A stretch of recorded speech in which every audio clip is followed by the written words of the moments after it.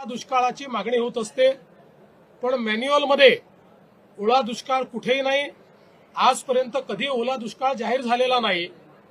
तथापि आम्ही हा निर्णय घेतला की ज्यावेळी दुष्काळ पडतो त्यावेळी ज्या ज्या उपाययोजना आणि सवलती आपण देतो त्या सगळ्या सवलती आता यालाही म्हणजे दुष्काळ त्याला टंचाई म्हणतो आपण, तशाच प्रकारची दुष्काळी टंचाई पडली आहे असं समजून त्या सगळ्या सवलती याही वेळी लागू करण्याचा निर्णय हा राज्याच्या मंत्रिमंडळाने घेतलेला आहे.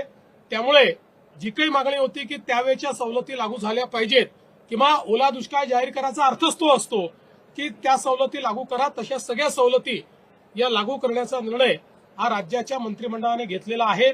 मी आज यापेक्षा अधिक सांगणार नाही, कारण आता ही सगळी नुकसानाची आकडेवारी जमा होतीये.